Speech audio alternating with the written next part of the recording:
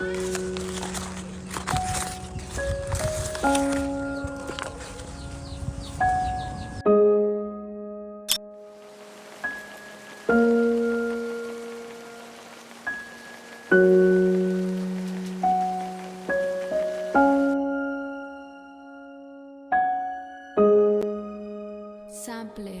នៅពេលបើកភ្នែកហូរទឹកនេត្រា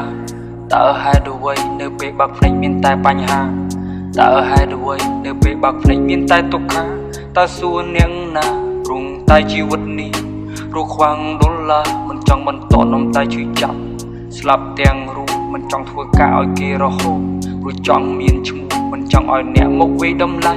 មាត់ហ្វៃអល់នោះខ្ញុំរស់លើខ្លួនឯងដូចមានអ្នកទំលូនៅពេលបើកភ្នែកហូរទឹកនេត្រាតើហេតុអ្វីនៅពេលបើកភ្នែកមានតែបញ្ហាតើហេតុអ្វីនៅពេលបើកភ្នែកមានតែទុក្ខតើសួរនាងណាព្រងតែជីវិតនេះរស់ខ្វាំងដុល្លារមិនចង់បន្តនំតែឈឺចាប់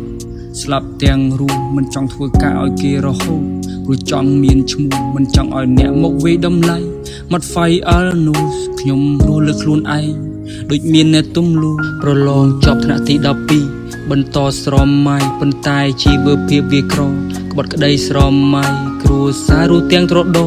ដោយខ្វាំងកំរៃដេកគិតមមីមមើ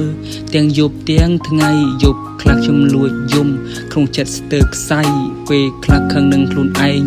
តើហេតុអ្វីស្គាល់ហើយពាក្យថារសជាតិបើទឹកចិត្តរាល់ថ្ងៃព្រោះមិននឹងត្រូវទៅណាគាត់និយាយរាល់ថ្ងៃខ្ញុំធុញខ្ញុំថប់ចាប់ផ្ដើមដើម្បីបញ្ចប់បើសិនបាននៅទីនេះសូមប៉ាស្ដាប់កូនឲ្យចប់កូនដើរលើផ្លូវតន្ត្រីកូនជាងឲ្យប៉ាស្ដាប់អ្នកម្ដាយបានដឹងត្រូវធ្វើចិត្តឲ្យនឹងខ្ញុំនៅចាំពេលមួយពេលដែលខ្ញុំលាម៉ែគាត់ធ្វើមុខស្រពូនឬនឹងក៏ដឹងដែរម៉ែអើយគុំទឹកភ្នែកកូនម្នាក់នេះពូកែនៅមិនយូរទៀតទេកូននឹងទៅជួបម៉ែនៅពេលបើកភ្នែកហូរទឹកនេត្រាតើហេតុអ្វីនៅពេលបើកភ្នែកមានតែបញ្ហាតើហេតុអ្វីនៅពេលបើកភ្នែកមានតែទុក្ខតើសួរនាងណាព្រងតែជីវិតនេះ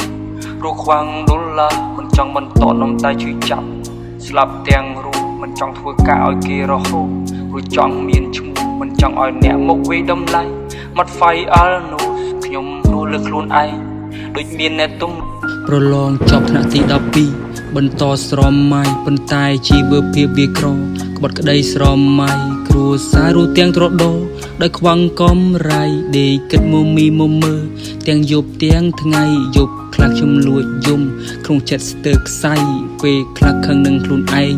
តើហេតុអ្វីស្គាល់ហើយពាក្យថារសជាតិបើទឹកចិត្តរាល់ថ្ងៃព្រោះមិននឹងត្រូវទៅណាគាត់និយាយរាល់ថ្ងៃ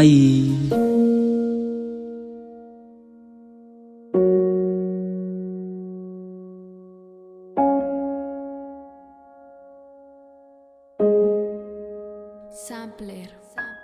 Beats